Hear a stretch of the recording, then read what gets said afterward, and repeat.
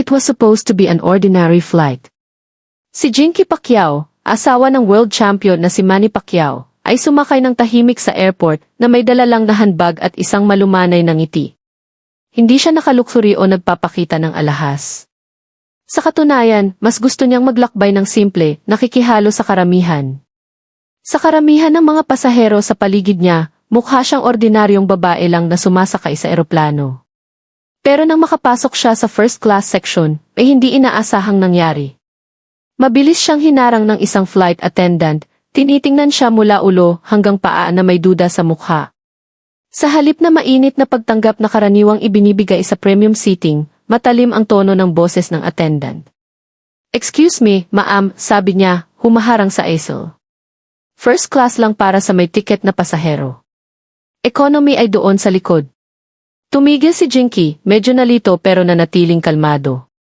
"Ako ay first class passenger," sagot niya ng magalang, iniabot ang boarding pass niya. Halos hindi man lang tiningnan ng attendant ang ticket bago umiling. "Sa tingin ko nagkakamali ka. Ang mga upuan na to ay reserved." Nagsimulang mapansin ang iba pang pasahero sa paligid. May nagtaas ng kilay. May nagbulungan. May ilan pang naglabas ng cellphone, nararamdaman ang tensyon sa hangin. Sa kanila, malinaw na hindi ito tungkol sa tiket. Tungkol ito sa assumption. Hinusgahan ng staff si Jinky base lang sa itsura. Pero si Jinky hindi siya nagtaas ng boses. Sa halip, nanatili siyang composed, paulit-ulit na malumanay na sinasabi, "Ito ang assigned seat ko. Narito ang ticket ko." Pero sa halip na ayusin ang pagkakamali, lalong nagmatigas ang flight attendant, lalong lumala ang tono niya. "Ma'am, please don't make this difficult. Economy ay sa likod." Sa sandaling iyon, sinusubok ang dignidad ni Jinky. Pwede niyang sigawan, makipagtalo, o gamitin ang pangalan niya para magdemanda ng respeto, pero hindi niya ginawa. Tumayo lang siya ng matatag, kalmado, at matibay. Ang kanyang tahimik na grace ay malakas na kontrast sa arrogance sa harap niya. Malapit na nakatingin ang ibang pasahero, naghihintay kung ano ang susunod na mangyayari. At dumating ang sandali na magpapabaligtad sa buong flight. Ang ginawa ni Jinky pagkatapos, nagpatahimik sa buong eroplano. Parang sumikip ang hangin sa loob ng cabin, habang lalong tumatalim ang boses ng flight attendant. Si Jinky, hawak pa rin ang boarding pass, nararamdaman ang mga titig ng mga pasahero sa paligid. May simpatya ang tingin ng iba, may curious naman, halos naaaliw sa nangyayari. Sa sandaling iyon, hindi na siya basta pasahero. Naging sentro siya ng unwanted attention. "Ma'am, please," ulit ng attendant ng matigas. "Kailangan mong lumipat sa likod. Para lang ito sa premium customers." Tiningnan ulit ni Jinky ang ticket. Malinaw na nakasulat ang seat number 1E, first class. Walang pagkakamali, iniabot niya ulit ito ng direkta sa attendant, na kinuha nito ng walang gana, tiningnan ng ilang segundo, at suminghap ng malakas na parang naabala. "Well," bulong ng attendant, "minsan nagkakamali, pero kailangan kong i-double check sa captain bago ka payagang umupo rito." May hapdi ang mga salita, parang si Jinky ay nagtangka na mandaya para makakuha ng upuan na hindi binayaran. May bulungan sa mga pasahero sa paligid. May umiling sa disbelief. Isang lalaki sa business attire ay lumapit at bumulong, "Hindi ka panipaniwala. Malinaw na may ticket siya. Bakit hindi na lang nila hayaan?" May sumabat mula sa kabilang easel. Hindi nila iniisip na bagay siya rito. Yun ang issue. Narinig ni Jinky ang bawat salita, pero nanatili siyang composed. Naramdaman niya ang pagbilis ng tibok ng puso, sinusubok ang pride, pero ayaw niyang payagang kontrolin ng galit. Sa halip, nagbigay siya ng maliit na magalang na tango. "Mag-aantay ako," sabi niya ng kalmado at lumayo para hayaan ang iba sumakay. Naningkit ang mata ng attendant, malinaw na naabala sa pagtanggi ni Jinky na mag-cause ng eksena. Para sa crew, mas madaling i-dismiss ang galit na outburst, pero ang calmness ni Jinky, ang pagtanggi niyang mapahiya, lalong nagpahirap sa kanila. Lumipas ang mga minuto at patuloy na sumasakay ang mga pasahero. May umiiwas ng tingin, may nakatitig ng diretsyo. May mga cellphone na itinaas ng palihim para i-capture ang drama. Sa kanila, malinaw na hindi ito tungkol sa ticketing error. Tungkol ito sa profiling, assumption na ang isang katulad ni Jinky, simpleng damit at walang entourage, ay hindi posibleng first-class passenger. Nang makasakay na ang huling pasahero, bumalik ang attendant, kasama ang isa pang crew member. Ma'am, sabi niya ng matigas, kailangan mong lumipat sa economy hanggat hindi na aayos to. Kung hindi ka sumunod, baka kailangan naming alisin ka sa flight. May mga bulala sa cabin. Isang babae sa malapit ay nagsalita. Pero may first-class ticket siya. Nakita natin lahat. Binigyan siya ng pasahero ng protesta, pero ini-ignore ng attendant, nakatitig kay Jinky. Ang second crew member ay nag-cross arms, dagdag na bigat sa demand. Ang mga anak ni Jinky, na nakaupo ilang row sa likod kasama ang kanyang assistant, ay nagkabalisa. Tumingin sila sa kanya para sa reassurance, pero binigyan niya lang sila ng malumanay na ngiti, sinenyasan na manatiling kalmado. Sa loob niya, naramdaman ni Jinky ang hapdi ng kahihiyan. Hindi siya estranghero sa public scrutiny, pero iba ito. Hindi siya kinukritika dahil sa spotlight. Hinusgahan siya dahil lang sa pag-iral niya sa lugar na sa tingin ng iba ay hindi niya deserve. Humugot siya ng malalim na hininga at tumayo ng matatag. Ito ang upuan ko. May karapatan akong umupo rito. Matatag ang boses niya, pero may firmness na nakakuha ng atensyon ng lahat sa kabin. Nagalit ang attendant. Kung tatanggi ka, binabantaan mo ang safety ng flight na to. Yun ang breaking point. Reaksyon agad ang dose-dose ng pasahero. May mga daing protesta kahit sigaw ng ki hindi patas yan. Malinaw ang injustice at hindi natahimik ang crowd. Nagsimulang mag-record ng bukas ang mga tao, itinuturo ang kamera sa confrontation. Isang lalaki sa harap ay bumulong ng halos conspiratorial, wait, hindi ba si Jinky Pacquiao yun? Asawa ni Manny Pacquiao. Mabilis na kumalat ang bulungan mula row hanggang row. May mga tumango, nanlaki ang mata sa recognition, pero parang walang pakialam o ayaw aminin ng flight crew. Sa kanila, pareho pa rin siyang pasaherong hindi bagay sa itsura. Sa gitna ng lahat, nanatiling composed si Jinky. Hindi siya nagtaas ng boses. Hindi niya ipinakit ang pangalan. Tahimik lang siyang tumayo sa quiet defiance, hawak ang dignidad niya na parang shield. Naging stage ang standoff, bawat pasahero ay witness sa injustice. At bagamat sinusubukang panatilihin ng crew ang authority, nagbabago na ang balance of power dahil habang tumatagal na matatag si Jinky, lalong sumasama ang crowd sa kanya. Nakakita ka na ba ng taong hinusgahan ng hindi patas base sa itsura? Comment sa baba kung saan mo to pinapanood dahil malapit nang magkaroon ng shocking turn ang kwentong to. Makapal na ang tensyon sa loob ng eroplano. Ang nagsimula bilang minor boarding dispute ay naging public standoff na. Punong-puno ng witnesses ang bawat upuan. Dose-dose ng cellphone ang nakaraise, tahimik na nagre-record ng bawat segundo, salita, galaw. Ang mga flight attendant, dating confident sa authority, ngayon ay mukhang naabala, pero nagpapatuloy sila na parang sa pagdoble ng down ay maliligtas ang mukha. Isang senior crew member, mas matangkad at mas matigas ang mukha kaysa sa iba, lumapit. Matigas ang boses, walang lusot ang tono. Ma'am, kung patuloy kang lumaban sa instructions, wala kaming choice kundi alisin ka sa aircraft na to. Hindi na tinag si Jinky. Magaan ang daliri niya sa boarding pass, hawak pa rin ito na parang ebidensya sa korte. Tumingin siya ng diretso sa mata nito at sumagot ng kalmado pero resolute. Hindi ako lumalaban. Naninindigan ko lang ang karapatan ko. Ito ang assigned seat ko. Nakabitin ang mga salita sa hangin, tumatago sa bulungan.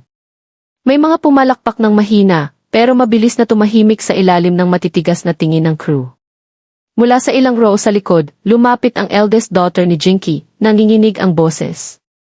Mama, please, sumama ka na lang sa amin. Huwag mong gawing mas malala to. May raw emotion ang pakiusap ng bata, nasa pagitan ng takot at loyalty. Lumapit si Jinky sa kanya na may malumanay na ngiti, tumango ng reassuring. Okay lang, anak. Huwag kang matakot. Pero puno ng luha ang mata ng anak at nagkabalisa ang anak na lalaki sa upuan.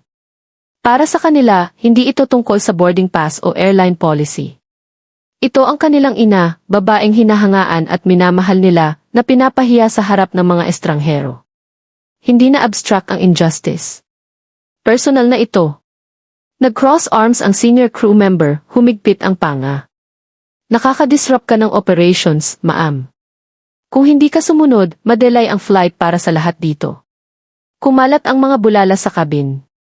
May mga nagbulong sa frustration pero hindi kay Jinky. Sa crew ang galit. Hindi siya ang nagdedelay, malakas na sabi ng isang lalaki. Kayo, dagdag ng isang babae. Pinakita niya ang tiket. Bakit pinahihirapan niyo pa siya? Kumukulo na ang tensyon. Dapat smooth departure, pero naging public debate sa dignity at fairness. Si Jinky ay nasa gitna, kalmado pero hindi natitinag. Alam niyang mas madali para sa mga anak kung tatahimik siya. Pero alam din niyang ang katahimikan ay pagsuko. At ang pagsuko sa injustice, kahit sa maliit na bagay tulad ng upuan, ay hindi siya. Lalong lumakas ang bulungan ng recognition. Binibigkas na ang pangalan niya. Si Jinky Pacquiao yun, asawa ni Manny, philanthropist. Marami siyang nagawa para sa mga tao sa atin. Pero matigas pa rin ang crew. May isang attendant na sumabat ng may pang-aasar.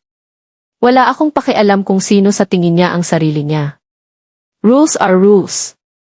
Ang isang pangusap na yun ay lalong nagpalit ng mood dahil ngayon, hindi na lang tungkol sa pagiging bagay sa first class. Tungkol na ito sa arrogance, abuse of authority, pagtanggi na aminin ang mali kahit nasa harap na ang katotohanan. Nasa bingit ng luha ang mga anak ni Jinky, tahimik na nakikiusap na bumalik siya. Mama, sa economy na lang tayo, please. Pero lumambot ang mata ni Jinky nang tingnan sila. Minsan kailangan nating tumayo kahit hindi komportable, dahil kung hindi natin gagawin to, mangyayari ulit to sa atin, sa iba. Mababa ang boses, mas para sa kanila kaysa sa crowd, pero narinig ng ilang pasahero sa malapit. Tumango sila ng tahimik, may nagre-record ng maseryoso, realizing na hindi lang insidente ang nasasaksihan kundi isang mensahe. Lumapit pa ang senior crew member, itinaas ang boses, malinaw ang frustration. Final warning, ma'am. Umupo sa economy o tatawag kami ng security para alisin ka. Sumabog ang crowd. May mga bumutoo, sumigaw ng protesta, may tumayo pa mula sa upuan. Hindi na maikakaila ang injustice, at hindi na passive witnesses ang mga tao. Alis na sila. Nakakapture ang bawat angle ng cellphone, bawat segundo. Nagsisimula nang ma-upload ang clip sa social media, nabubuo na ang hashtags. Kumakalat na ang kwento sa labas ng cabin kahit hindi pa umalis ang eroplano. Sa gitna ng chaos, nanatiling kalmado si Jinky. Ang kanyang quiet strength ay nagsisimula ng lampasan ang authority ng crew. Habang pinipilit nila siya, lalong lumiliit sila kumpara sa dignidad niya. At dumating ang ultimate escalation. Bumukas ang pinto ng cockpit. Lumabas ang captain mismo, crisp ang uniform, commanding ang presence. Tahimik agad ang bulungan. Lahat ng matakaya, naghihintay kung magdadala ba siya ng resolution o lalong lalalim ang injustice.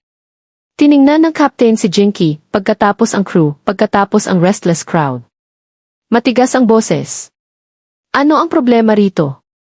Mabilis na nagsalita ang lead attendant, pininturahan si Jinky bilang uncooperative. Ang pasaherong to ay tumatanggi lumipat sa tamang upuan, Captain. Nagdudulot siya ng disturbance. Naningkit ang mata ng Captain.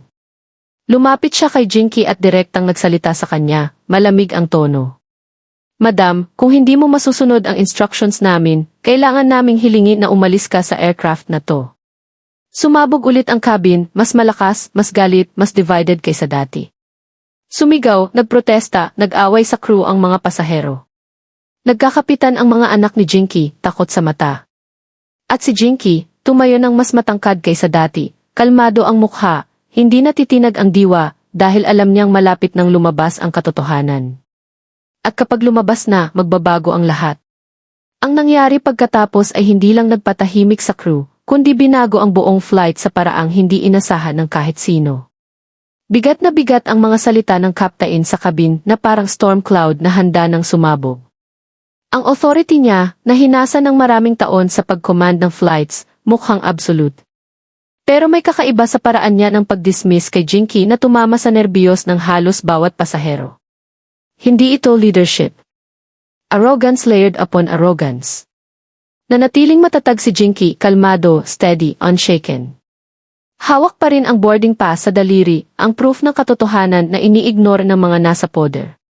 Huminga siya ng dahan-dahan, humugot, grounding sa quiet strength na nagdala sa kanya sa maraming bagyo kasama ang asawa. Lumapit pa ang captain, binaba ang boses, pero hindi ang condescension. Madam, ito na ang last warning mo. Umupo sa economy o bumaba ka sa eroplano. Bago pa makasagot si Jinky, may boses na tumunog mula sa likod ng cabin. Malinaw, matapang, walang takot. Wait a minute. Si Jinky Pacquiao yun. Parang kampana sa katahimikan ang mga salita, tumago sa tensyon. Napalingon ang mga ulo sa nagsalita, pagkatapos bumalik kay Jinky, nanlalaki ang mata sa recognition. Kumalat ang ripple ng bulungan na parang wildfire. Jinky Pacquiao, asawa ni Manny Pacquiao, ang philanthropist, businesswoman na nagtayo ng school sa probinsya. Isa-isa nilang pinagsama ang katotohanan. May nakakilala na kanina pa, pero nagdalawang isip na magsalita. Ngayon, sa isang boses na nabasag ang yelo, hindi na mapipigilan ang katotohanan. Nag-buzz ang cabin sa usapan. Zoom in ang mga cellphone sa mukha niya. Nagsimulang mag-live stream, dumadami ang hashtags online sa real time. Sa loob ng ilang minuto, hindi na lang nasa eroplano ang kwento. Kumakalat na ito sa social media, mas mabilis kaysa sa paglipad ng eroplano.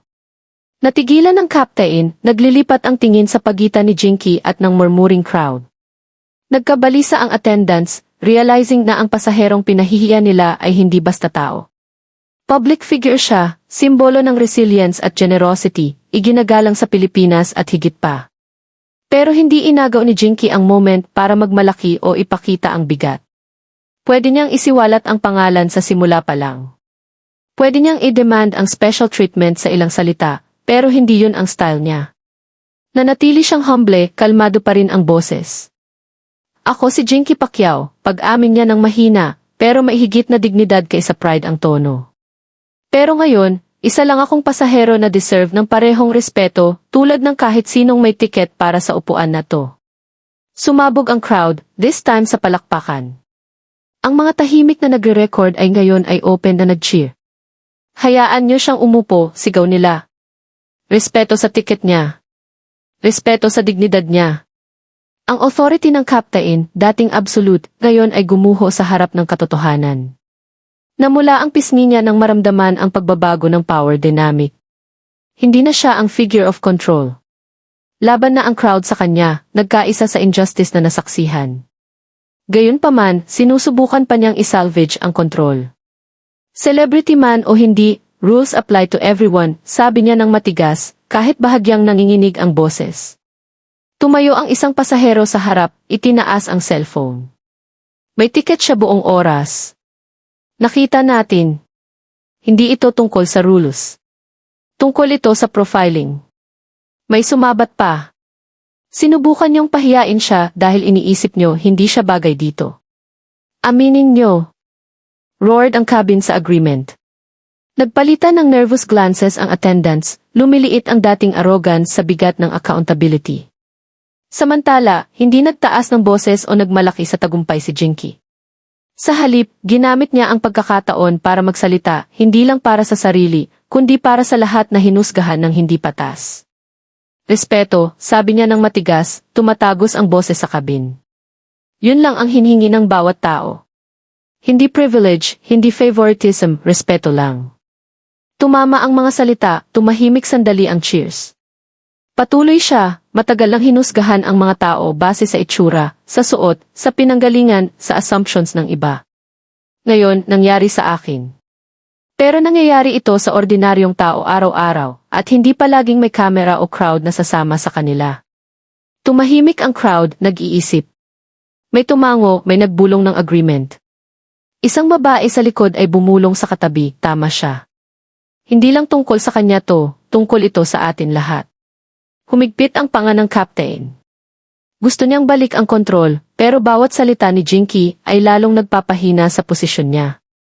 Walang saysay ang authority kapag maliwanag na nagniningning ang katotohanan laban dito. Ang mga anak niya, nanonood mula sa upuan, nakikita na ang ina hindi bilang victim, kundi role model. Natuyo ang luha, pinalitan ng pride sa tapang niya. Ang gentle defiance niya ay ginawang empowerment ang humiliation. Nagrally ang mga pasahero sa likod niya, lalong lumakas ang boses. Respeto sa kanya. Hayaan siyang umupo. Sapat na. Sa unang beses mula nang magsimula ang confrontation, mukhang nahihiya na ang attendants.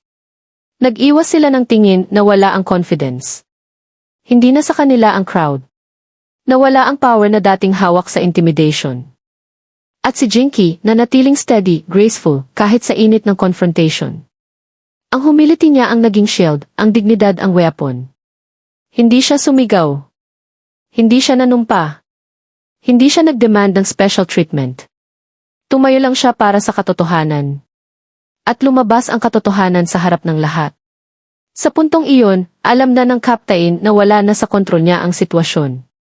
Bumulong siya ng matala sa crew member na mabilis na tumakbo patungo sa cockpit, siguradong para mag-radio sa higher authorities. Hindi makakaalis ang flight hanggat hindi naaayos to, pero tapos na ang damage. Nasaksihan ng mga pasahero ang lahat. Nakunan ng kamera. At nagsisimula ng manood ang mundo sa labas ng eroplano. Nagbabago na ang tables, at mararamdaman ito ng lahat sa board, dahil ang nagsimula bilang humiliation ay naging lesson hindi lang para sa crew, kundi para sa mundo. Ang nangyari pagkatapos ay hindi lang nagpakumbaba sa captain, kundi nagpahinto sa buong flight sa paraang nakakagulat. Naging theater of justice ang cabin. Dose-dose ng cellphone ang nakunan ang bawat angle, reaksyon, salita sa pagitan ni Jinky at crew. Ang nagsimulang humiliation ay naging live broadcast ng dignidad laban sa arrogance. Ang captain, namumula sa embarrassment, sinusubukan pang mag-assert ng dominance. Ako ang may-ari ng aircraft na to, malakas niyang sabi, bahagyang nanginginig ang boses na napansin ng mga pasahero. At hindi ko papayagang magkaroon ng disruptions na magde-delay sa flight natin. Nagdaing ang crowd. Kayo ang nagde-delay sa amin, sigaw ng isa. May sumabat mula sa likod. Huwag kayong magtago sa authority. Aminin niyong mali kayo. Lalong lumakas ang choros ng pasahero, undeniable ang support kay Jinky. Pero itinaas ni Jinky ang kamay ng mahina, sinenyasan ng katahimikan. Tumahimik ang cabin, lumapit ang mga pasahero para marinig ang mga salita niya. Kalmado ang boses, pero may weight ng conviction ngayon. Hindi ako nandito para makipag-away sa kahit sino, simula niya. Nandito ako dahil bumili ako ng tiket katulad ng iba. Pinakita ko ang proof at gayunpaman, tinrato ako na parang wala akong karapatan rito. Itinaas niya ulit ang boarding pass, ang simpleng papel na ngayon ay simbolo ng mas malaki. Katotohanan laban sa prejudice. Hindi ito tungkol sa first class, patuloy niya. Tungkol ito sa respeto. Tungkol sa panganib ng paghusga sa tao base sa suot, itsura, kung sino sa tingin natin sila. Tumango ang mga pasahero, nagbulungan ng agreement. May pumalakpak ng mahina. Kahit poised si Jinky, hindi naghahanap ng palakpakan, naningkit ang mata ng captain. Ma'am, gumagawa ka ng eksena. Steady ang sagot ni Jinky. Hindi, captain, ang eksenang to ay nagsimula ng tanggihan ako sa upuan ko ng walang dahilan kundi prejudice. Kumalat ang collective gasp sa cabin. Tumagos ang mga salita na parang talim, diretso at hindi maikakaila. Nagbalisa ang attendants, pinalitan ng shame ang arrogance. Sinubukan ng isa na sumabat. Hindi ganyan ang nangyari. Pero ang tingin ni Jinky ang nagpatahimik sa kanya. Hindi malupit, hindi malakas, pero matatag. Ang tingin ng taong minsan ng underestimated at nagdesisyon na sapat na. Lumapit siya sa crowd, bahagyang itinaas ang boses. Paano kung hindi ako si Jinky Pacquiao? Paano kung ordinaryong babae lang ako na naglalakbay kasama ang pamilya? Sasampalatinaya ba kayo sa akin noon? May magsasalita ba? Tumagos ang tanong sa cabin, pinilit ang bawat pasahero na mag-isip. Mas mabigat ang katahimikan kaysa sigaw. Sa wakas, nagsalita ang isang lalaki sa middle row, solemn ang tono. Tama ka. Minsan nakikita natin to sa mga walang power na ipagtanggol ang sarili. May dagdag pa. Ngayon ikaw. Bukas, pwede sinuman sa atin. Tumango ng mahina si Jinky. Exactly. Kaya hindi tayo pwedeng manahimik. Ang mga anak niya, na kanina ay nakikiusap na sumuko siya, ngayon ay nakaupo ng mas tuwid, shining ang mata sa pride. Nakikita nila ang ina na hindi lang pinoprotektahan ang sariling dignidad, kundi nagsasalita para sa iba. Gumuho na ang authority ng captain, alam niya. Walang bigat ang mga salita niya. Walang takot ang presence niya. Buong loyalty na ng crowd kay Jinky na nagsalita ng may calm conviction lang. Sa desperasyon na mabalik ang kontrol, sumigaw siya sa radio, tinawag ang ground security. Aayusin natin to agad, bulong niya, mahigpit ang boses. Pero backfired ang aksyon. Sumabog ang outrage ng mga pasahero. Seryoso ba kayo? Wala siyang ginawang mali. Kayo dapat ang umalis sa eroplano. Deafening na ang chorus. Nagsasakay na laban sa crew ang mga pasahero. Naging courtroom ang cabin at malinaw ang verdict. Tama si Jinky at lumampas ang crew sa line. Sa gitna ng uproar, itinaas ulit ni Jinky ang boses, kalmado pero commanding. Hindi lang tungkol sa akin to, tungkol ito sa bawat taong sinabihan na hindi sila bagay, na hindi iginagalang, na pinatahimik. Kung tatanggapin natin to ngayon, papayagan natin na mangyari ulit bukas. Parang kulog ang mga salita. Niyanig ng katotohanan ang eroplano, hindi dahil sa turbulence, kundi sa lakas ng mensahe sa loob. Zoom in ang cameras, nakunan sa high definition ang moment. Sa ilang minuto, mag-explode online ang clips, magsisimula ng debates sa iba't ibang kontinente. Pero sa sandaling iyon, ang tanging mahalaga ay ang undeniable power ng kanyang dignidad. Napagtanto ng kaptain na nagbago na ang tide, nagkuyom ang kamao. Gumuho ng buo ang pagsisikap niyang panatilihin ang authority. Kahit ang sariling attendants ay umiiwas ng tingin, namamaga ang mukha sa hiya. Nagsimulang mag-chant ang mga pasahero, una ng mahina, pagkatapos ng malakas. Respeto, respeto, respeto. Hindi sumali si Jinky sa chant, hindi siya ngumiti sa tagumpay. Tumayo lang siya, calm pero unbreakable ang presence. Ang katahimikan niya ngayon ay nagsasalita ng higit sa salita. Nagsalita na siya ng katotohanan at sapat na yun. Sa moment na yun, nag-crackle ang intercom. May boses mula sa ground crew na humihingi na manatili sa standby ang eroplano. Papunta na ang security officers. Matalim ang irony. Sinubukan ng captain na gamitin ang power para patahimikin si Jinky, pero sa paggawa noon, na-stall ang sariling flight, napahiya ang crew, at na-expose ang prejudice sa mundo. Bumalik si Jinky sa upuan niya, sa wakas ay inuupuan ang rifle place sa isa-G. Sumabog ang palakpakan ng mga pasahero, nag-cheer sa dignidad, pasensya, at tapang niya. May ilan pang tumayo para makapag-shake hands habang dumadaan siya. Umupo siya ng graceful, inayos ang seatbelt. Sa unang beses mula nang sumakay, huminga ng maluwag ang mga anak niya, puno ng admiration ang mata. Pero alam ni Jinky na hindi pa tapos. Ang true revelation at ultimate humiliation para sa crew ay darating pa. Dahil kapag sumali na ang higher authorities, haharapin ng captain at attendants ang consequences na higit pa sa loob ng eroplano na to.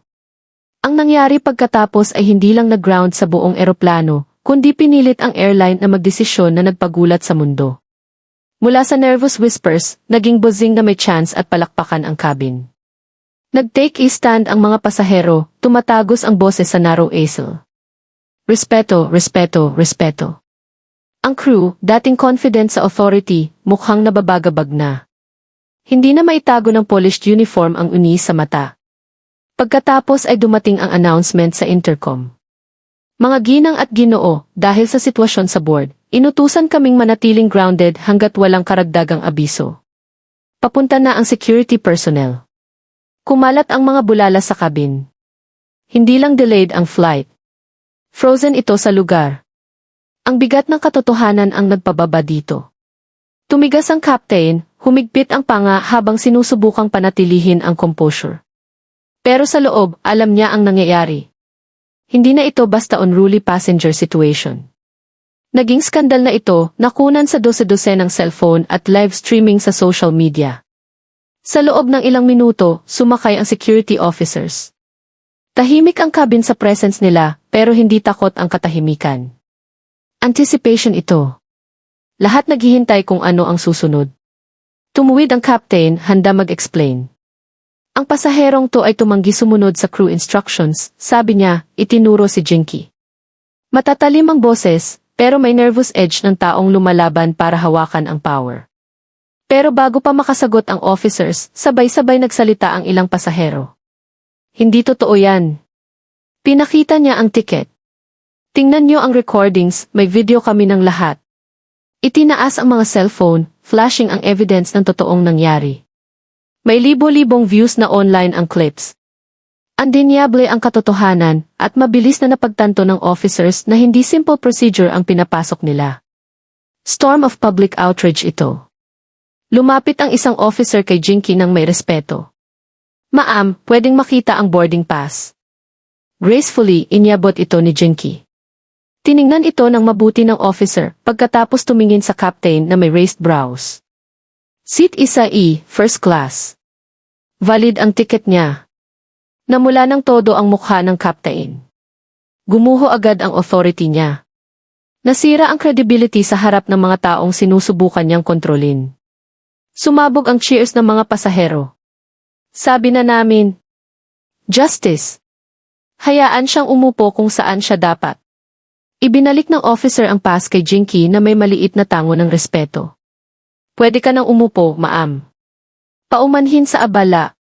Nakatayo ng frozen ang attendants, pinalitan ng shame ang arrogance. Sinubukan nilang alisin ang dignidad niya, pero sila ngayon ang nahubaran, exposed sa mundo bilang tagapagpatupad ng prejudice. Pero si Jinky hindi nagmalaki. Walang smirk, walang insulto, walang pag-enjoy sa downfall ng mga nanakit sa kanya. Sa halip, nagbigay siya ng maliit na gracious na tango at mahinang sinabi, salamat. Lumapit siya sa mga pasaherong sumama sa kanya at nagbigay ng gentle smile. Salamat sa inyong lahat sa pagsasalita. Hindi lang tungkol sa akin to, tungkol ito sa fairness para sa bawat taong sinabihan na hindi sila bagay. Bumalik ang palakpakan, mas malakas, tumatago sa kabin na parang kulog. Samantala, na-alert na ang ground control ng airline sa sitwasyon. Sa loob ng ilang minuto, dumating ang tawag. Agad natatanggalin sa duty ang captain pending investigation. Kumpleto na ang humiliation. Ang lalaking matangkad na nag-dismiss kay Jinky nang may arrogance, ngayon ay kailangang bumaba sa sariling eroplano, pinapanood ng mga pasaherong sinusubukan niyang patahimikin. Brutal ang walk of shame. Nakuna ng cellphone ang bawat segundo habang lumalabas siya sa cockpit at sa eroplano.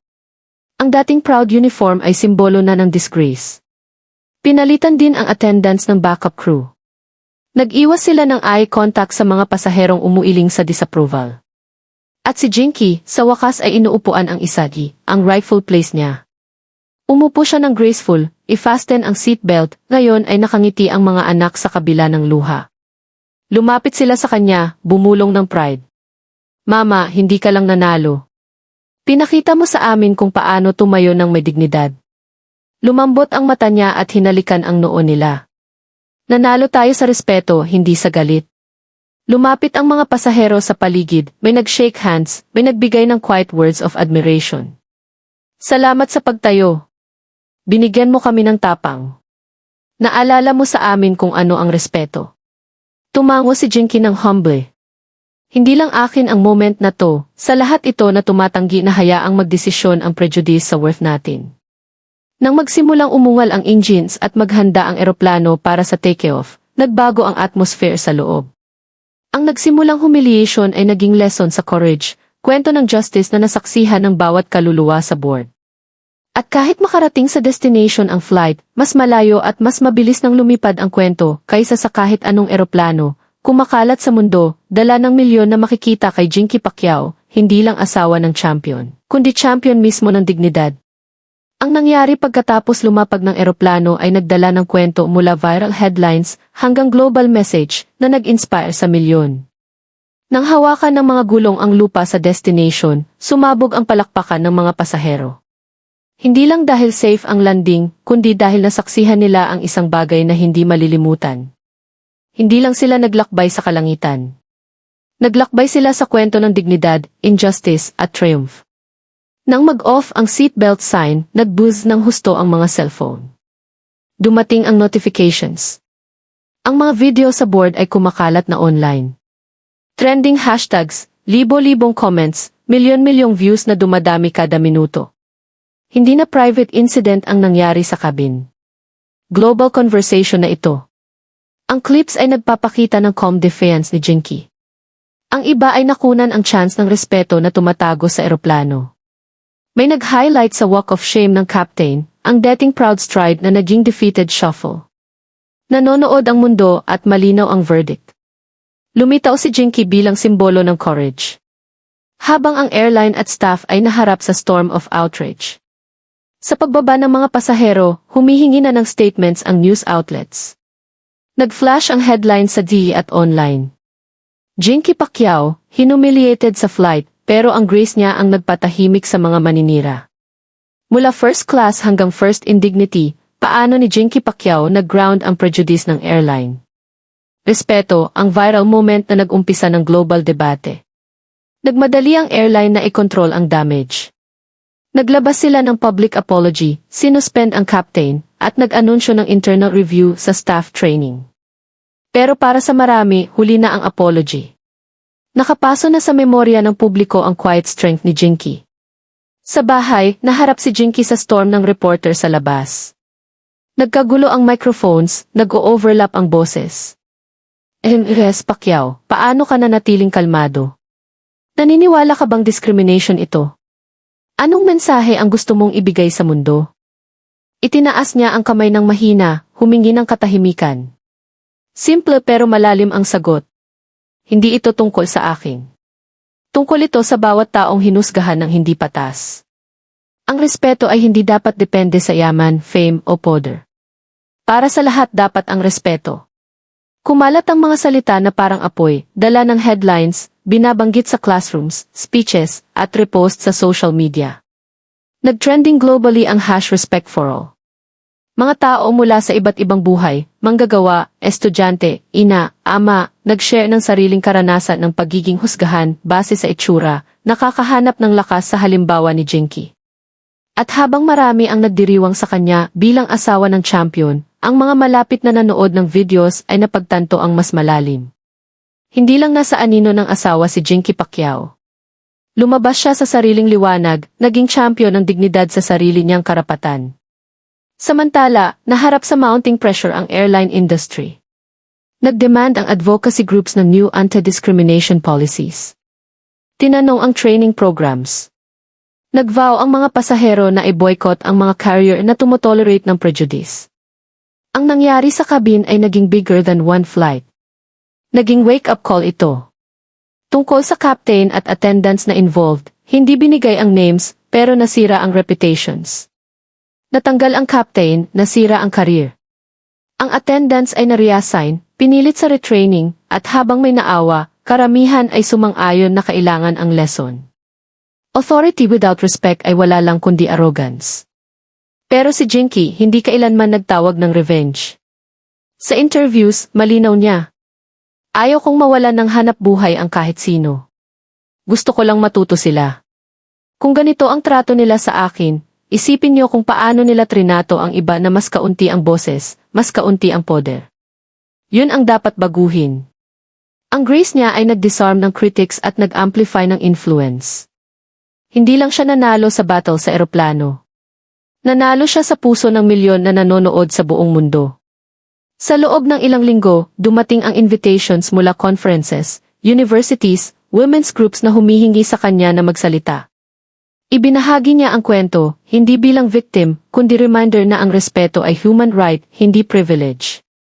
At habang nagsasalita siya sa audiences, madalas niyang inuulit ang mga salitang sinabi niya sa cabin noon.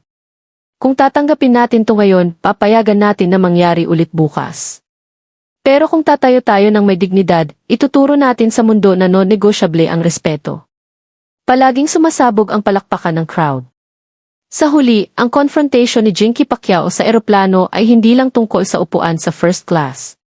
Tungkol ito sa pagtayo sa harap ng humiliation, pagtanggi na yumuko sa arrogance, at pagpapakita na ang true power ay hindi sa pagtaas ng boses, kundi sa pagtaas ng dignidad. At kahit natapos ang insidente sa grounded engines at humble crew, ang mensahe na dala nito ay lumipad ng mas mataas kaysa sa kahit anong eroplano. Kung naniniwala kang walang dapat husgahan base sa itsura, ay type ang pirespeto sa comments. At huwag kalimutang mag-subscribe para sa higit pang inspiring stories katulad nito.